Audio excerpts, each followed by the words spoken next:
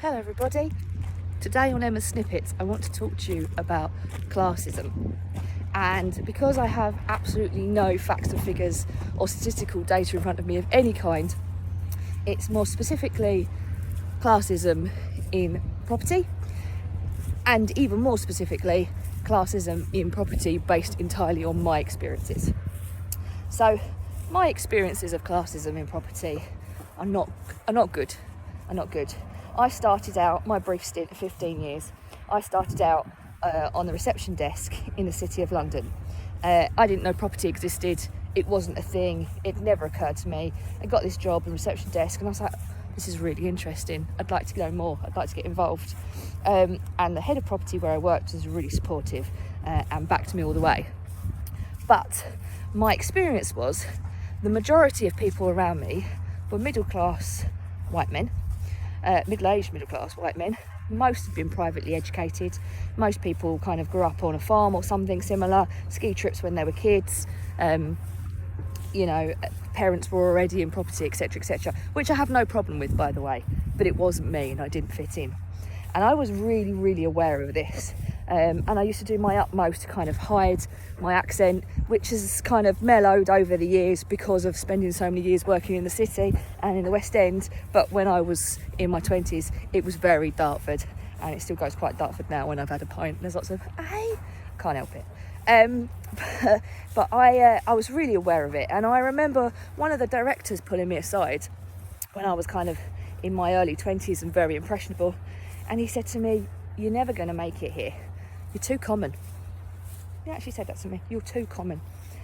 And he used to take the mick out of the way I said particular words, and I know I've got a bit of a reputation for saying some words wrong, but literally for sake of accent. And he used to say to me that I was like a pit bull, just because basically he took me as sounding aggressive because of where I was from. And it really knocked me. It really knocked me. And my fear was, it's not even that I had a regional accent, it was just that I just sounded common.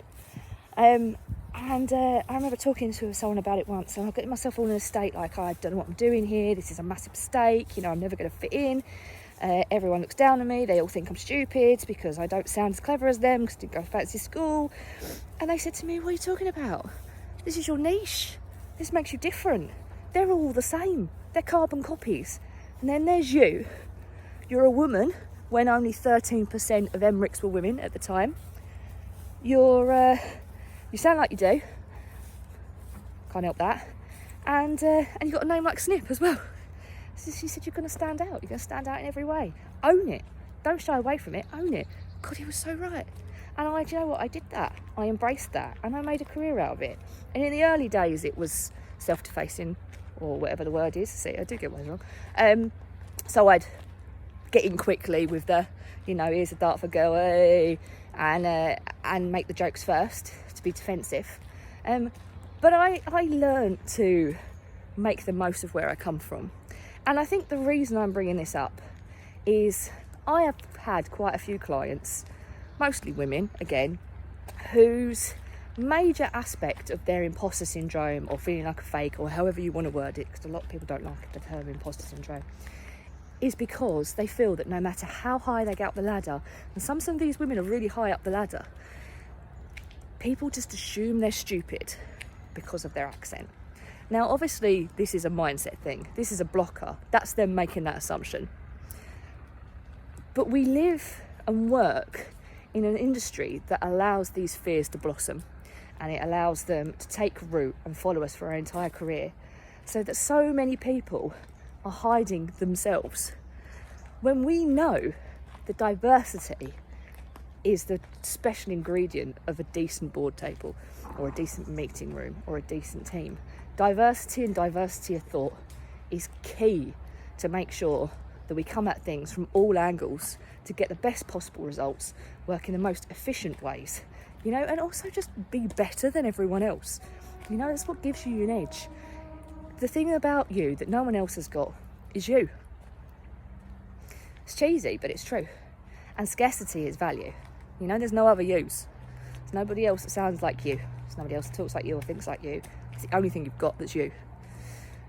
And I just think, classism, it's because there are so many other isms that are a real issue that need to be stomped out, it kind of gets forgotten a little bit, doesn't it? But it's such a confidence killer. It's such a confidence knocker. And it's a microaggression thing. You know, it's something that a lot of people make jokes about just to kind of clear the air, and it's not comfortable. So, you know, I haven't really got an answer for you. I'm just angry about it.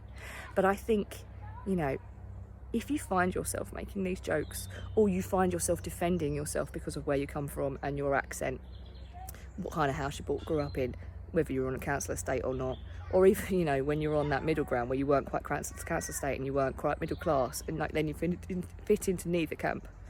You know, if you feel like that, own it. Own it. And if you struggle to own it, speak to me and I will help you. Okay, kids, rant over. Speak to you later. Bye.